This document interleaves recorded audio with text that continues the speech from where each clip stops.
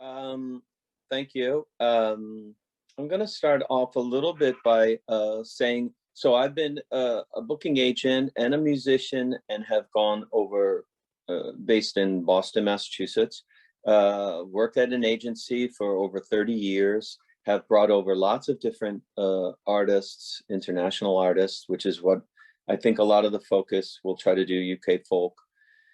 Um, so I'll try to use my experience also as a musician, because I think this is going to be essential in some of what I want to talk about today is, you know, not just how to do all this, but maybe importantly, are you ready?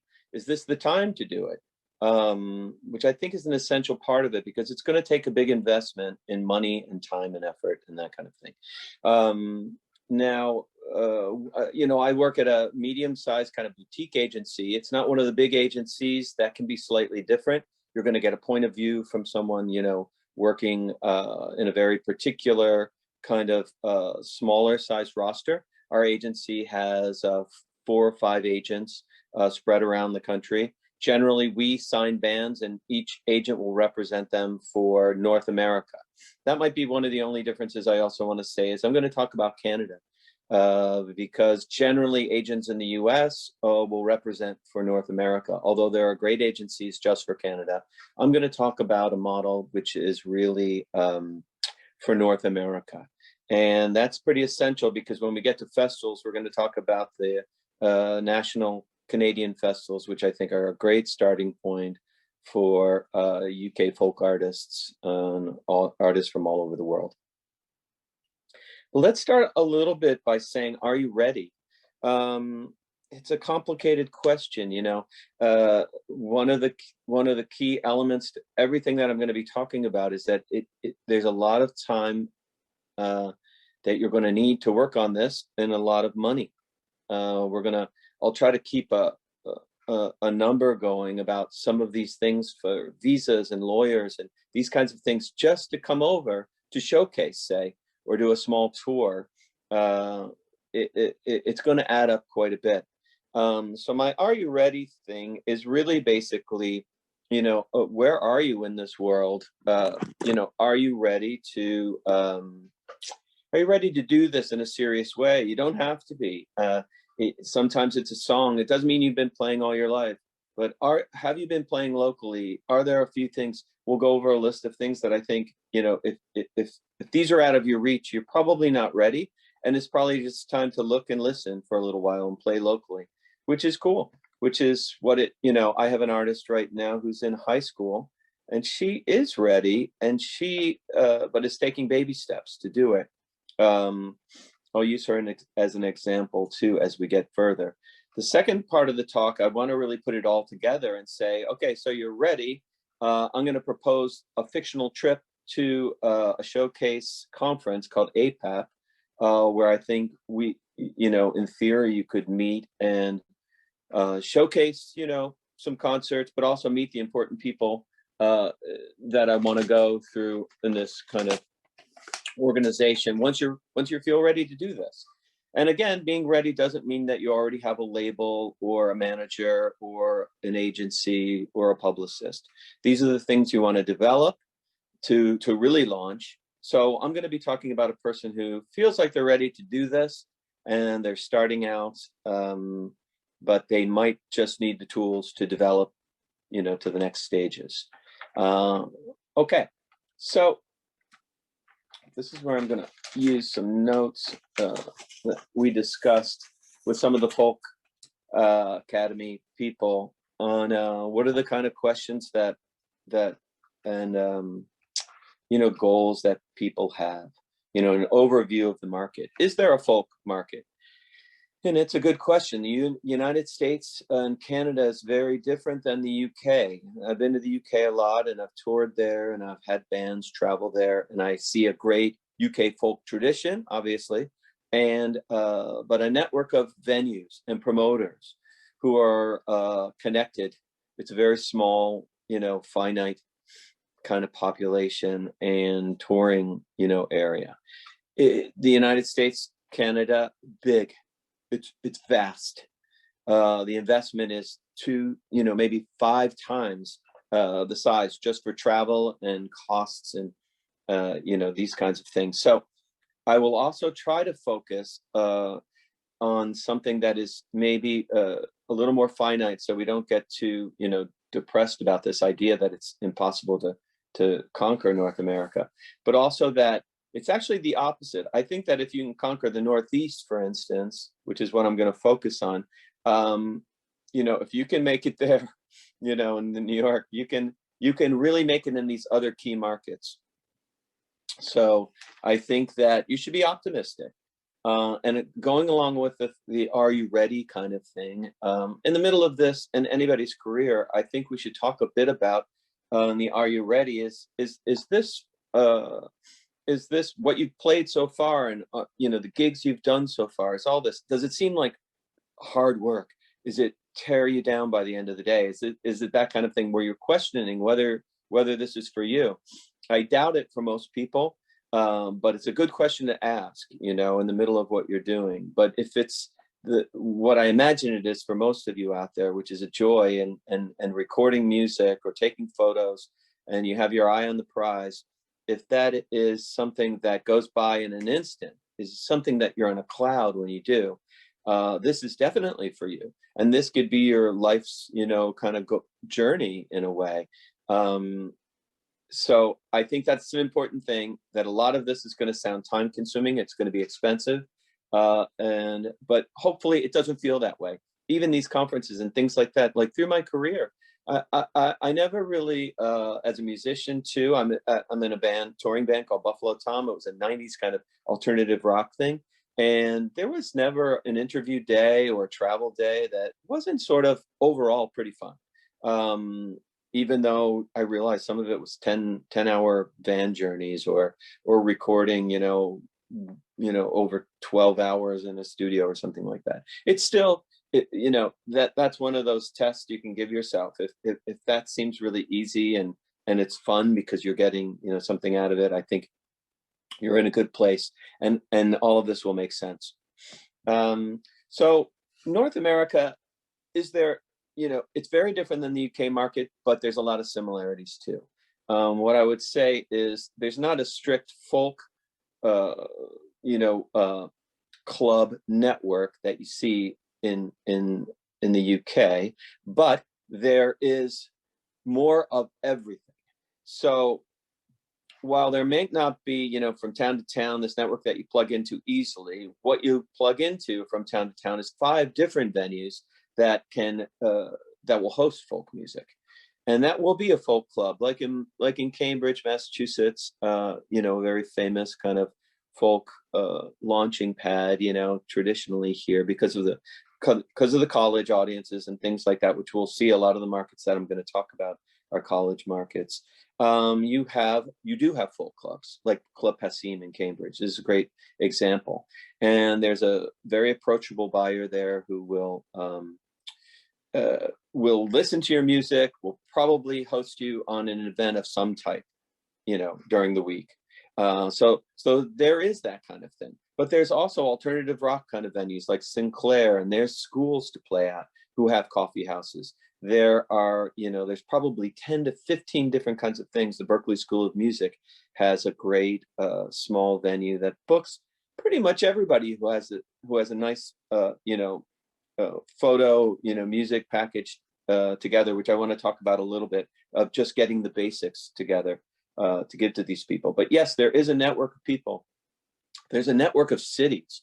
I like to think of, the markets for the folk, the same as the markets for almost everything: world music, for rock, or even the giant artists out there touring. I follow the NPR model, the big NPR cities and markets that you're going to see. Obviously, you want to hit New York. You want to try to hit, the biggest cities, and the biggest media cities definitely would still be New York City. But most importantly, too, are these other very powerful but much smaller cities that you should hit, including Boston, including Philadelphia and DC, Minneapolis, Chicago, obviously. And then on the West Coast, San Francisco, Seattle, Portland, and LA. These are important markets. It's and also at the end of the day, if we can hit a third of these at a time or half of these during a trip, you're doing well. But I really, and NPR, National Public Radio, that's a great source. We're going to come back to that again and again as a great market for you, because there are lots of local shows for your music and also video. And then there's a national side to it too, which we're going to get to when we talk about some conferences, when I get into my APAP conversation, and a thing called Global Fest, which is a showcase night. It's part of APAP during the APAP, which is in January, traditionally the first weeks of January. And Global Fest is a great launching point. It's you apply for that, and there's a great group of people. They're going to be key to this, to my talk about APAP too, and sort of just the obvious thing, kind of networking with the smartest people that you can. Okay, we'll get into some more specifics soon about actually, how do I get a concert in the United States? I don't have an agent. How am I going to do this? I'm definitely going to encourage you by my example of making a trip to APAP is to try to get some help. But there's so many sources that weren't around when I started in the 1980s online, and really all of these, every venue, every promoter, every venue, these contacts are right online. You can email most of them, so you can get direct contact where you can kind of get rid of the middleman in some ways to start off, just to get your foot in the door kind of thing if you want to make a small trip. But I am going to say, try to set up a team. Try to set up a team, first of all, at home, locally, if you're a solo folk person or a duo, trio, quartet. So important to have another bandmate or a manager or a family member, somebody who can just kind of stick with you during this process. And I think the partnership model throughout careers are so important, whether it's a label, a publisher, a publicist, again, or the management or your team and your band. In the long run, that's going to be really, really important. Okay. So I want to talk a little bit about the festival market. I'm going to go do a general overview of North America. That's going to be key to once you're kind of set up and getting things started. It's a little bit different than in the UK, where there's a lot of smaller green kind of, folky festivals out in the suburbs. Tends not to be that way, especially in the United States. They tend to be bigger rock concerts kind of festivals. That's a whole other thing. That might be for you in your career at some point, but I'm going to guess what the United States model is more of a summer series model, linked together on a tour with folk clubs and things like that. You won't find the same kind of, again, network as you do in the UK, but you will find a great system in Canada, which is a great way to start touring. Which is there's a whole group of Canadian festivals that you can easily Google and see this group of people. In Calgary Folk Festival, the Edmonton Folk Festival, every major city in Canada basically has a folk festival. They're subsidized. Their directors are very personable. They're easy to approach. They take chances on new artists, and they really help you get there and help with visas and flights and the kind of tax things that you're going to need, that we're going to go over in a few minutes about that. So I want to be really encouraging, and that's one of the, I think, the most interesting things in this field is this is a great group of people. I've worked with many of them almost my whole career, so they're a stable group of people. They go to conferences. When we get to the APAP portion, we'll talk about it, that they have a booth. They have a night where they have groups of people come where you can go. They're easy to approach. They go to European, they're subsidized, meaning they go to European conferences and things like that. And this is a group of people who are just great spirited, real music lovers, but also pragmatic. They know that it's easy to have a dream and to say, oh, come over to visit my festival. But they know that it's difficult and that you're going to need help with travel, with backline, with local travel, these kinds of things that can make the difference, for you to even make the trip to begin with. In the United States, I'm going to focus more on conferences like APAP, like South by Southwest, these regional kinds of things. My focus is going to be on APAP for the folk side, but it's also the biggest conference. So you're going to see schools and universities and the small summer series, all those people being in the same place. Can't meet all of them, but we're going to talk about some specific people to meet who I think are essential in actually making the idea of, let's just say we're going to focus on a Northeast, East Coast tour to basically start your career in North America. Also, we can talk about later on about the in-between days, what I would say, which is, okay, so you've got a couple anchor dates and you've got, and that's important, that's going to be the key to this, is setting up some anchors and a couple conferences kind of things that can pay your way, that you have some guarantees. But a lot of what we're going to talk about too are these small things, gigs in Connecticut, gigs in New Hampshire and Maine, where there are folk rooms and listening rooms, and in Northampton, Massachusetts, great college town where there's a great listening rooms and folk clubs and college kids to see you play. These are important too. It will become secondary to the anchors, but I think that we're going to talk a little bit about those, and they're not going to help you much financially the first round or two, but they're going to be essential in the kind of spreading the word of your music.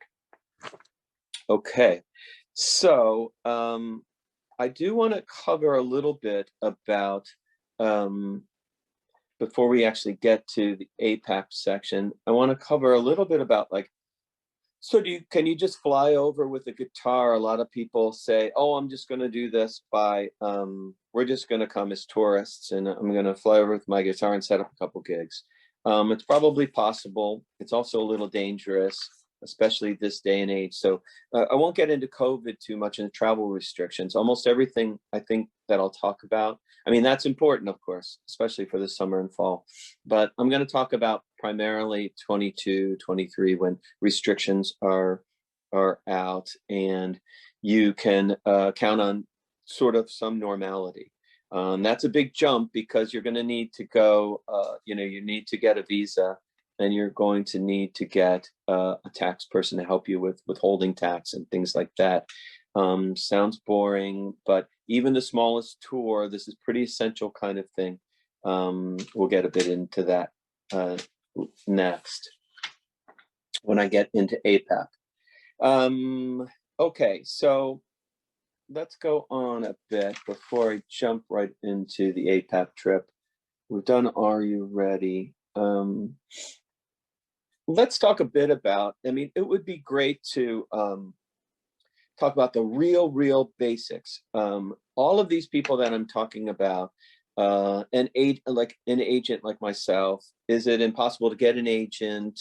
How do I get one? A partner that's, maybe it's a label, maybe it's an agent, maybe it's just a venue that wants to sponsor you to come over to the United States.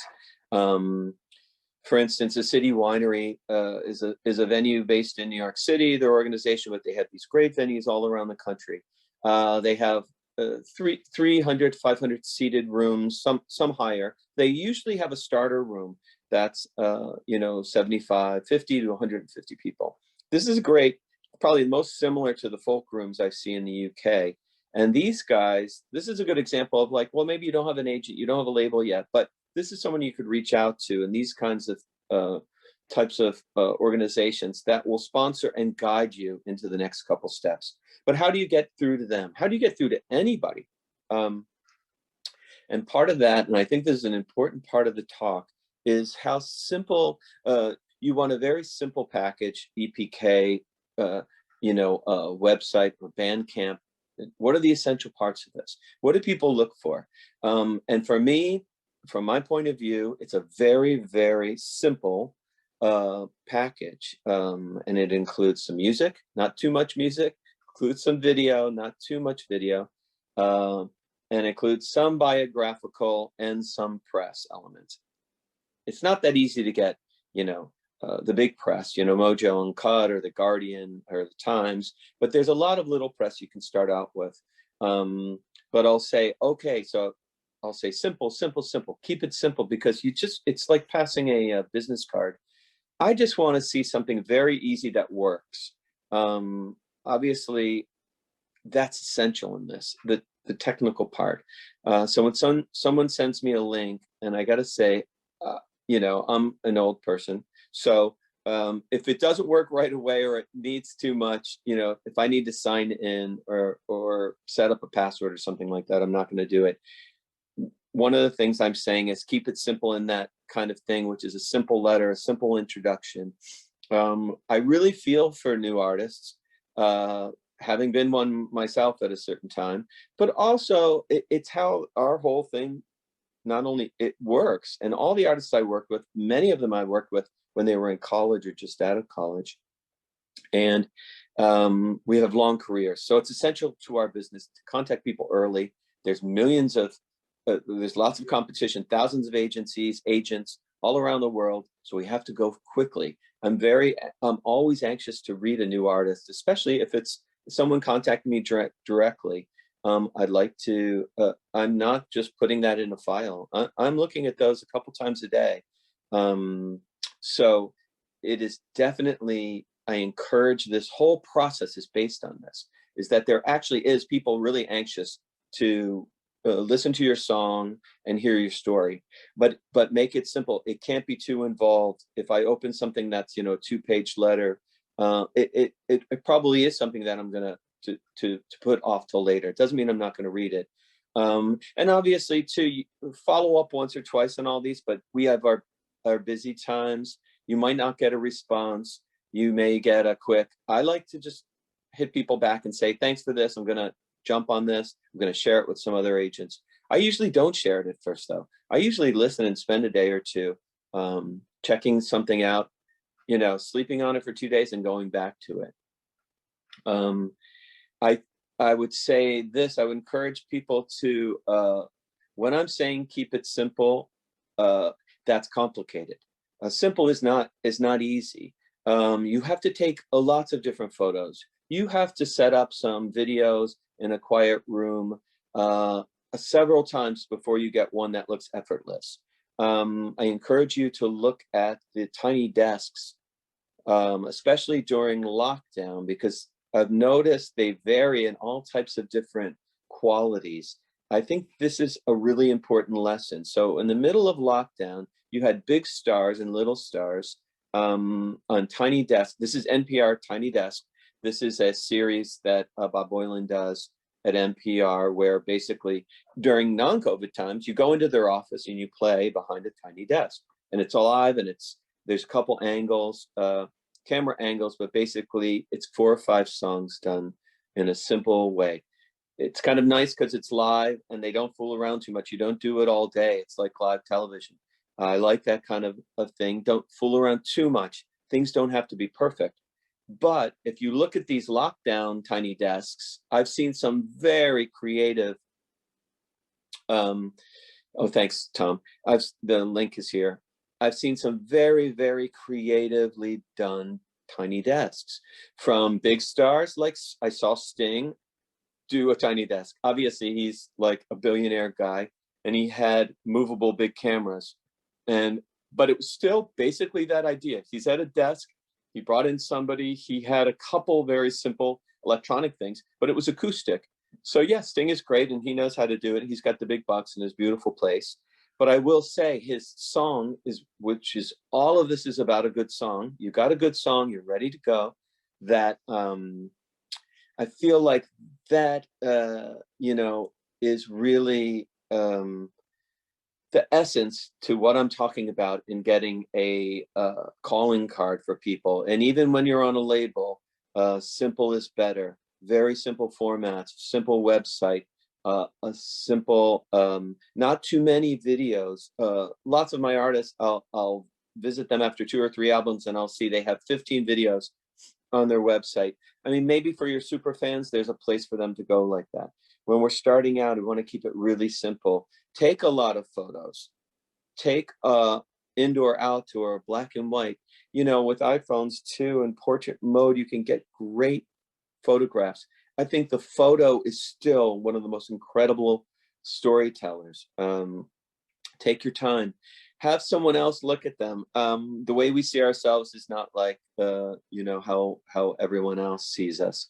So I think, again, you have this team, whether it's your band, your hopefully not family member, but someone like that who you trust, that can look at things and say, you know, can say, okay, this is a good image. And you choose 2 or 3 different kind of things. Okay, but this is essential. I'm spending maybe too much time on this, but you get this video together, you get a photo together, and then you have the songs. Do the songs need to be in a really you know, expensive studio? I don't think so. If you can tell a story, hopefully with your acoustic guitar, I think that you can do it at home with a simple microphone on you know, GarageBand, or some very simply you know, 1 or 2 mics, not much editing or too slick. I think that really works the best for me, because I really just want to hear a song. I understand the rest. Same thing with the photo. I understand that this isn't your finished product usually. So you've got a video, you've got some pictures, you've got a little bio, hopefully 1 or 2 reviews or something. Really, that's it. That's all I want to see. I don't want to see too much more. I don't even want to talk for an hour or 2 to an artist, you know, which people often, they want to tell me their story. I want to see them live eventually, but that's a lot for me to go on. The live, by the way, the live venue recordings to me are tricky. It's a warning there. I like something in a quiet bedroom versus or outside on a porch over the live venue kinds of things, which often are not shot well, and the lighting's not well, even though you're in concert. I don't love them personally. Okay, so let me go switch gears, because I see time's going by here, to a fictional trip that you'll make to a conference. And this one's APAP.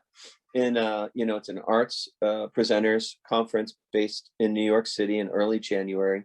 And I picked this one because you get the most bang for your buck. The most people are there that I want you to meet, and I'll walk through that with you. And also it's in New York City, which is fun. Worst case scenario, you go to this, you don't meet everybody on the list, but you see a couple showcases and you see New York City. Hey, probably, maybe you've never been. Wow, you know, the United States is very different. New York is very different than a lot of places in the United States, but it's very different than London and Paris. And I think that it's a great place to start. It kind of blows your mind in a good ways and bad. You'll also see stars on little stages. You'll see how they handle that. You'll this conference showcases are all around the city. They're also in the hotel, the Hilton Hotel, that's at the conference. That's a type of showcase I don't actually encourage as much as going out and setting one up or joining someone at the showcases that are around the city. The conference generally starts on a Wednesday, Thursday, and goes all the way to the next week on a Tuesday. So you have the big weekend days and you have the little days, and you have a lot of time to kind of sit and watch people go around the city and get a feel for this. Is this is this what I'm interested in? Is this too much work? Am I exhausted? I can't do this. Well, if you can't get around APAP, which is a busy schedule, it's a lot of what touring is like. So, but I encourage you to go. Now, go look at APAP. You can, it is a big investment to get a guest pass, but there's other ways to do it, and there's contacts from agencies, and probably there's always a British council there. The Folk Expo guys can talk further on, wow, how do I get a pass to APAP kind of thing. And that's important, but I don't want to spend too much time on that, because it's different in every country. But certainly the Folk Expo people will be a good source for that. So when you're going to APAP for a week's trip, it's a lot like going on a little tour. You know, you need a flight, you need You need an affordable flight. So it's interesting just to get online and start Googling, like, what are the most affordable flights to New York City? You're going to find that there are a lot of them. Again, I'm going to just pretend for a second that COVID didn't happen, that the airlines aren't changing dramatically. So in theory, there are a lot of affordable, I think that will restart affordable flights. And they go to New York City, and I'm going to go over this quickly, but it's also a great lesson. Where do I stay? Check Airbnb, call your friends, call anyone that you can, call agents, call different people. If you can afford it, you can stay at a nice hotel. There's so many hotels in New York. Some of them have very, very small rooms, but you're not hanging out in your room. You just need to go to sleep for, your 7 or 8 hours a night. So basically, there are great hotels. And I actually do think a hotel, if you're going to invest a little bit in an Airbnb or hotel, hotels probably a safer bet. If you get in Manhattan, you can get a nice night's rest, because if you're staying at a friend's house or even an Airbnb, sometimes you're not sleeping and you don't want to travel too far. I recommend staying in Manhattan, not staying in Queens or Brooklyn, even though that's doable, can save some money, but that extra travel that you have to do, time is really going to be essential on our trip to APAP.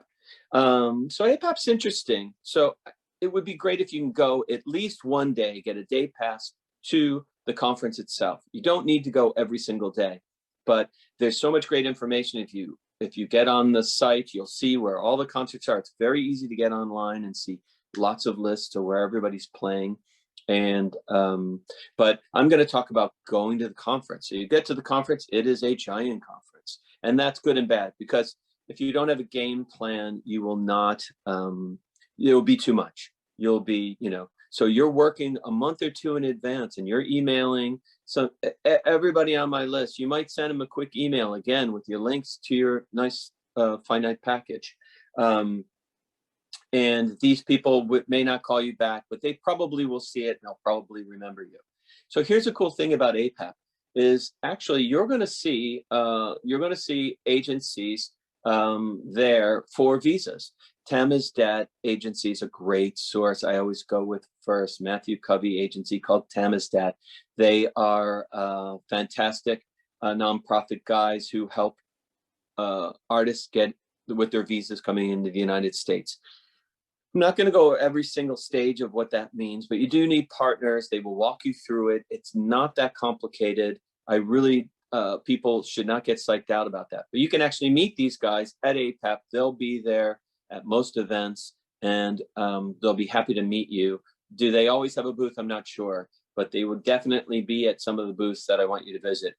Global Fest is essential here. They are a launching pad for new artists. So Global Fest is a global world music festival that has a live music night during APAP, usually on the Sunday. And these guys have a booth at APAP. They actually, I'm sure they have a site too. Tom will see if we can grab that.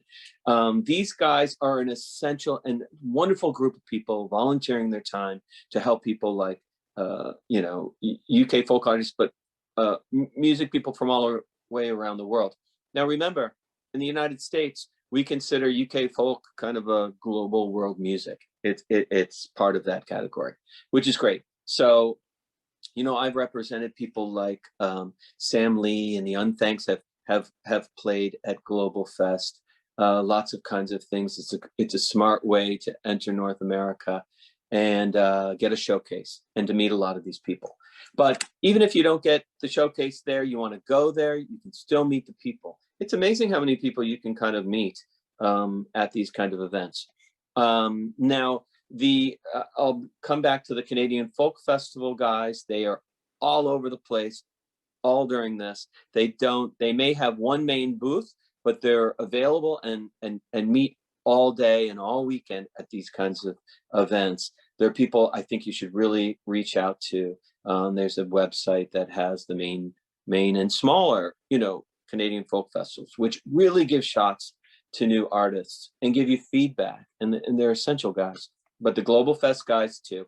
I mean, you won't meet a better group of people since I've been working as a source of information and I gotta say, I'm not, what is considered, a big powerful agent with Madonna and the Police and bands like that. They always have time for me my whole career, and oftentimes with unknown, kind of label lists, just starting out their career. Okay, now the conference has hundreds of booths. A plus thing is agencies. There's agencies there, so all the agencies have their own booths. What does an artist do at APAP? I don't think you should spend too much time trying to speak to agents. I think you should hit and run. You should look at their booths. There's a lot of material. You should take a photo, and it should be an educational thing. I personally don't, so the agents are selling. It's a sales oriented thing for us. And people have said to me later, like, oh, I traveled a great distance, to go to APAP, and I wanted to find an agent, but you didn't seem to have time for me. Well, I'm actually booking concerts for the year for my roster. So what I really appreciate is a quick card with your contact information. I don't want a CD. I don't want a vinyl. I don't want anything I have to carry home, because I have hundreds of things to carry. But we do take the cards, and we do in the months and weeks later go over all of this information. So it's really important. You're also going to see some other great small organizations. I'll go through a few that I think are the best in the United States. That's worth noting. Big Ears Festival takes place in March in Knoxville. These guys, Ashley Capps from Ashley Capps agency, who founded Bonnaroo, is just a big music fan. They listen to everything. They want to listen to things from the start. They'll, he and Brian Benson, they will be at APAP, and they will meet with you, and or at least they will listen to your music. And it's just one of the greats. It's one of the greatest little festivals that I haven't been to in person, that I follow online. And I gotta say, they will go to your showcase later when you come to APAP to showcase. And it's a really important person. I'm from Boston, and I'm based in Cambridge. There's Global Arts Live, a guy, Maury Aronson, who's a veteran. He's a guy to seek out. Again, he was part of founding Global Fest. Just so important. Along with the Global Fest team, which are numerous people who can really help you. The Maury Aronson is a promoter in Boston who really specializes in bringing over new artists and finding small rooms for them to play, but also grows. I mean, he has broken and stuck with some of my biggest artists for 20, 30 years. And that's pretty rare. Although I will say, the field and the music industry that I'm in is full of people like this. My experience has been amazing. I've worked at the same agency for 30 years. Most of the people that I'm talking about have been doing the same. It is not, it is not a terrible dog-eat-dog industry. It's actually all of these people, and New York's a big town. It's a bit scary, but it's all about, it's a lot of, you're going to go see a lot of showcases at APAP at night, where almost no one is there. Sometimes it's 5 or 7 people. Global Fest itself is in a big multiple thousand seated event, so you get a ticket for that for sure and go. But most of the showcases are small. They can be the official showcases at the hotel and things, but what I love is the little showcases. They can be at the Village Vanguard, a jazz club, or lots of little coffee houses, or places in museums and things like that aren't normally for music. And it's a great place to go. And it's a great place to see an artist, because it's not easy, I know, for an artist to play to 5 or 7 people, but it is. I can really see what it's all about. So that will be part of it. After your research trip at APAP, you definitely come back later and play. And your research trip can also include a performance, obviously. But if it does, I do encourage you. Then you have to go through the further, part of it with getting a work visa and things like that. But for now, this is everything I'm talking about for APAP is really for research. And that is going to be essential. I think you're going to learn so much by seeing everybody play, Big and small stars go to, you know, we encourage all of our entire roster to play. So you go out to places like Joe's Pub down in Astor. They have every single night, they'll have showcases. The City Winery, which is new venues now post-COVID, have great, have great showcases. So again, I'm encouraging everybody to go to the off-site kind of venues, even though when you're at APAP and you have downtime, you'll see a lot of showcases at the venue and you meet these great people. So I'm just giving you the example, and again, I'll go over it. You want to, go to the Global Fest booth. You want to meet the Thermostat people. The Thermostat people will also tell you about the lawyers you need to get some of the materials you need for once you do a little Northeast tour, to get a CWA, a certificate withholding agreement, which is basically a document you need so the taxes aren't 40%, kind of like a VAT. You can get around that and work through that with the IRS by having a lawyer. And there's a guy specifically who has a booth, I think is certainly at APAP, called Frank Page at CWA Management, a guy I've used a lot. And there's others, and that's their specialty. He's based in Florida, but he comes to APAP. So again, we're seeing everything at APAP. We're seeing the visa guys, the IRS guys. We're seeing the small promoters, the little promoters. We're seeing agencies, and we're seeing lots of artists. I think it's a great investment to get over there. Okay. And we're really, in the last couple of minutes, all of this to build up to a small tour. I don't think in North America you need to do a giant tour. I think I would focus on doing a small tour. My first tour after APAP would be the Northeast, Boston, Philly, New York, DC, something like that as a starter. You're going to hit NPR, you're going to find out the reality of having an agent or an agency or not, how you're going to also learn to travel. And that's going to be important. Pick out, to save money every step along the way, no matter how big you get, it's always going to be about your budget. And so with my APAP trip and this quick Northeast tour, it's really going to be and it's a sign of being serious is if you don't have any money, if you really have no savings, you probably can't do this. You think about keeping your day job, think about saving. Although, it's not $90,000, it's $10,000 possibly, $5,000 or $10,000 to get this all started. And that's a lot.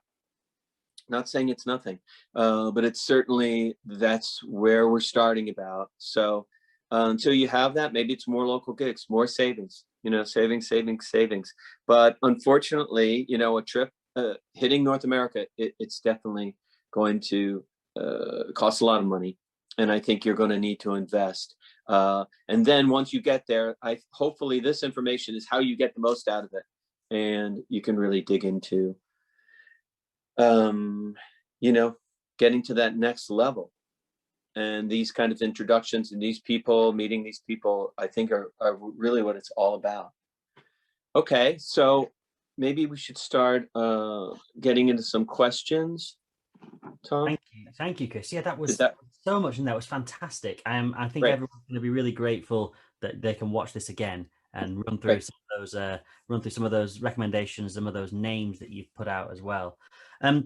Quite a few questions that we've got, and I think so I might just rattle straight into them. Some are quite specific. One is, you mentioned about going to APAP and doing a showcase. How do you get a showcase at APAP? Do you have to apply? Do you just do it yourself? How does it work?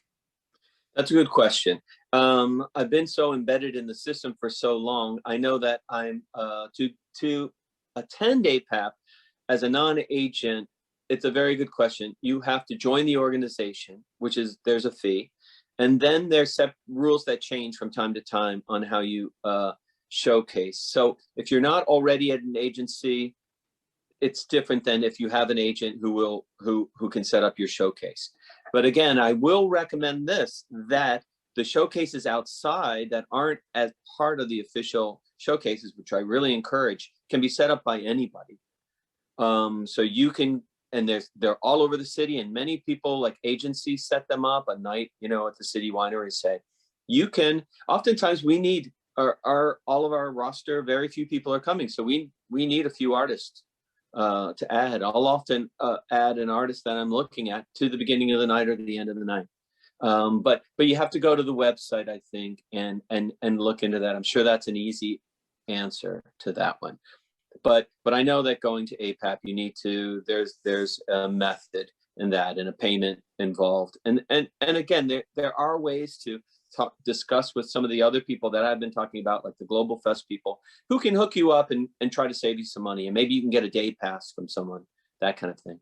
Thank you for that. And just for anyone in the UK thinking about going to APAP, it's always worth getting in touch with us at English Folk Expo. There are various funds available through the PRSF International Showcase Fund and others, which might be able to support some of these things. Another quite practical one, Chris, I don't know whether you've got this information to hand, but you need there's the form that you spoke about around the IRS tax waiver, so you're not getting charged tax in the US. Mm-hmm. And then there's various visa types. Do you know off the top of your head, what is it, B1, B2? What's the performing visa that you need to go to the US? It's a good question. I can't answer that specifically, but one thing I'll say is one of the reasons to go to the Tamizdat agency or another visa agency is that it changes. It constantly changes. And the things that you'll need to apply for that also change. These guys are great at that. You know, even administration to administration. I noticed in the Trump administration, it changed radically. I don't even know if it's changed radically back with the Biden administration, but actually there was a lot of change because immigration is a big topic here. And obviously it's a red hot topic, and it is now with the new administration. And obviously the Trump administration was without getting too much into the politics, they were more conservative. They wanted to stop this. And that also, it also included a lot of arts. So it made things more difficult, as I recall. And but what I noticed most is that things changed so much that you needed to constantly be in touch with those guys. And you'll see these guys have websites like the CWA, Frank Page. They have a website you can go to with really lots of basic information, like how do I start this process? And it's pretty obvious. You need sometimes some sponsors and a union letter, for instance, things like that. But also, which I remember thinking like, well, how's that going to work? Like, I don't know anybody, but they'll walk you through it. And it's not as complicated as you think. It's very tricky though. You can visit APAP as a tourist probably, but if you're bringing a guitar and playing a gig, you have to be careful because that is, that's a gig. You know, you bring in a guitar, you're at the airport, as someone asked at some point, can they send you back? They can send you back. I believe not only that, they can also ban you from coming again. So make sure that you followed these rules appropriately.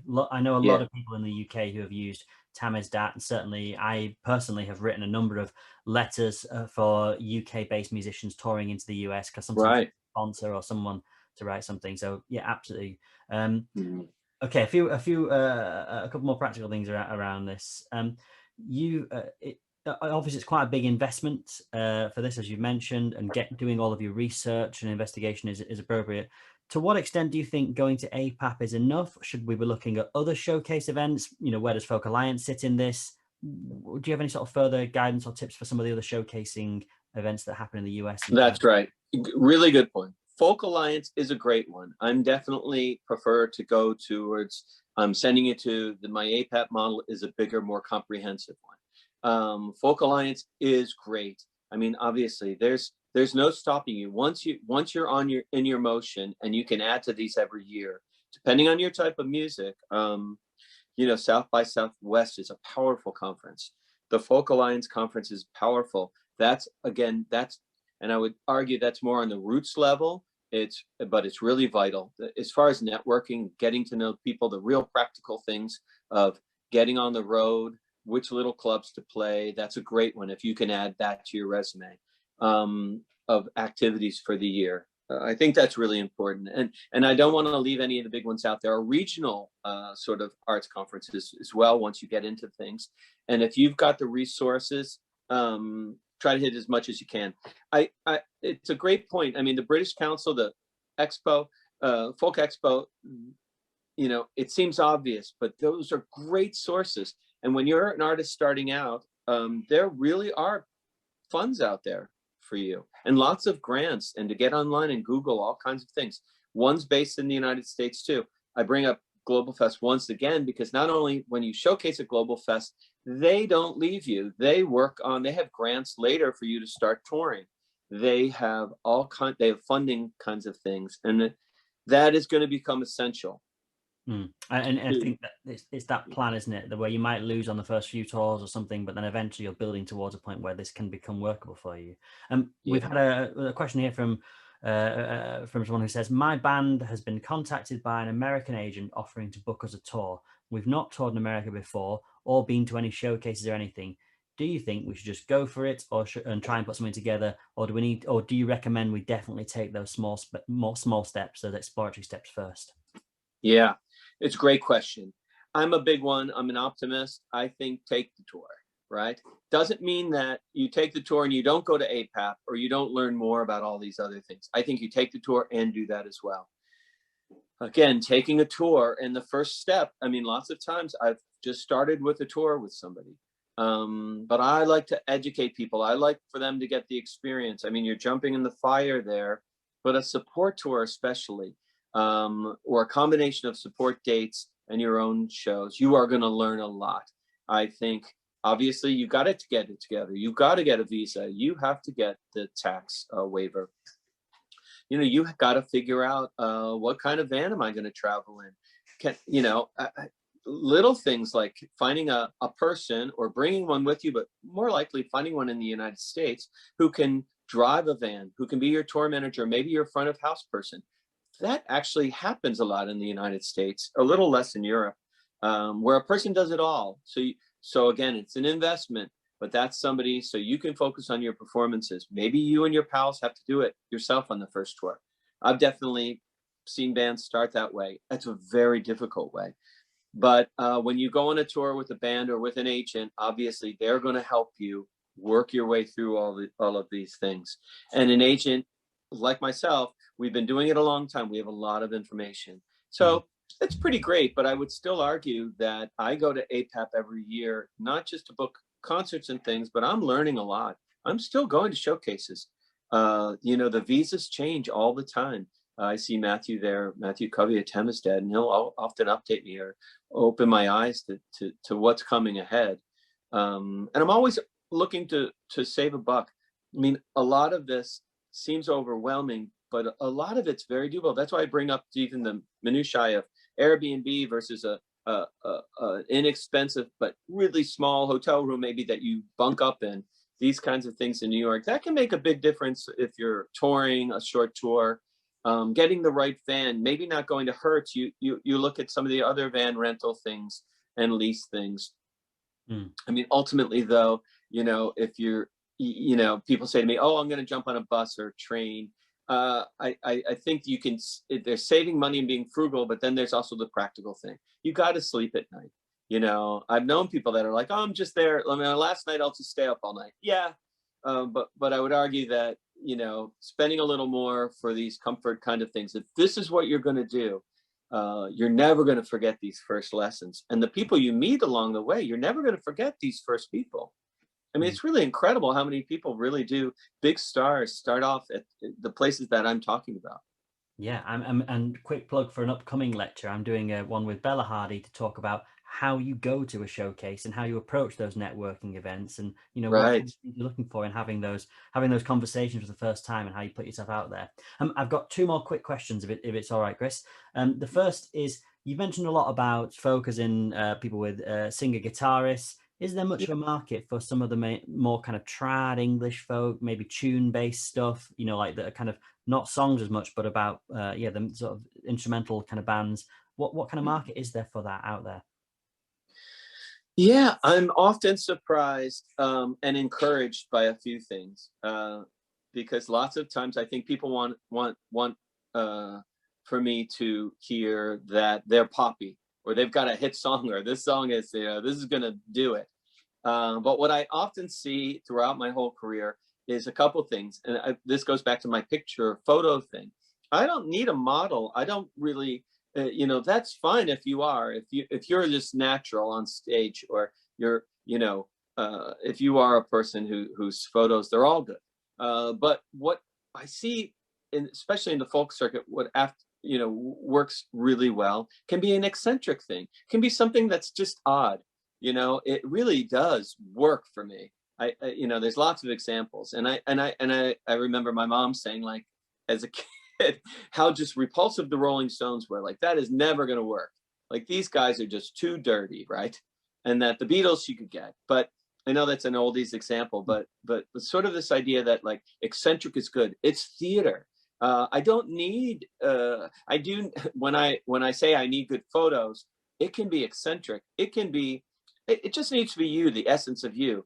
So also instrumental stuff. I mean, I'm thinking especially of, like, the bands coming from Ireland, kind of missing some names, but I saw a few before COVID that were not your average poppy kind of clean, certainly not Coldplay kind of things, or, you know, they're more eccentric. They're kind of dark. There's kind of instrumentals going on. This thing catches a lot of attention on the East Coast kind of NPR market that I see.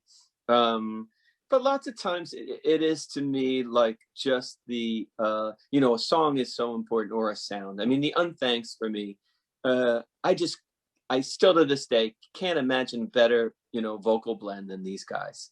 They've come to the United States. It's very difficult breaking a group like that in the United States sometimes. I see sometimes with Sam Lee as well. He's just wonderful.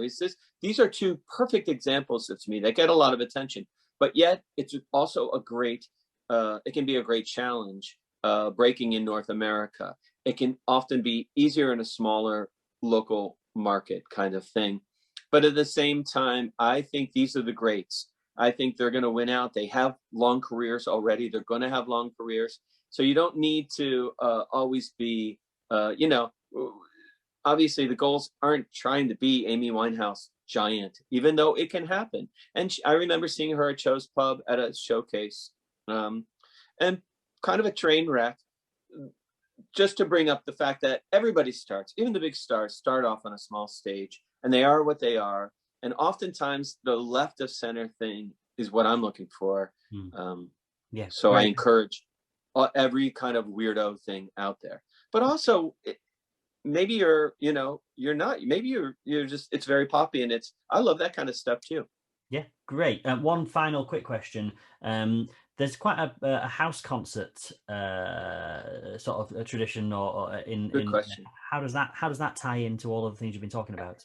Yeah, I'm going to put that in the in-between days thing. So where we're talking about not a festival play, anchor play, not one of the main folk clubs like Passim in Boston, with Matt. I'm going to say these are the in-between days, the Monday through the Wednesday, right? And Thursday through Saturday is where your anchors are going to be. And there's two kinds of things. I am a fan and not fan of the house concerts. To me, the tricky thing as an agent is that they're not always on days. They want the weekends too. But I mean, it's a great system, without a doubt. It's this idea of more of a bringing it to the community. And I guess that when I say I'm not a fan, it's because they're actually as an agent, they can be difficult to work with, in the sense of they want the weekends. It's small. It's not a great budget, because the first thing I'm doing as an agent is trying to offset all this bad budget news that I'm talking about.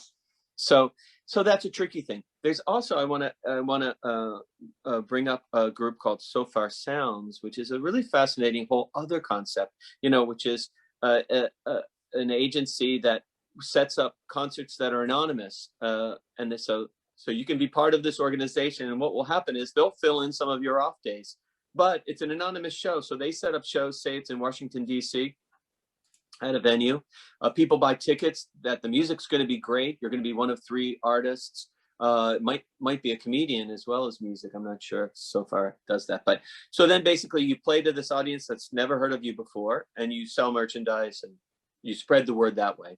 And again, it's not, as an agent, I tend to focus a bit more on filling off the in-between days in smaller cities and in states like New Hampshire and Maine and these kinds of things. But you know, I'll counter that with, at the same time, you know, when you're a new band playing or showcasing, APAP is a great time to do it, but most of the year, Thursday, Friday, Saturday, everybody's schedule is super blocked with big shows. You know, that's the night where Bob Dylan plays and where whomever is playing, and that people are busy.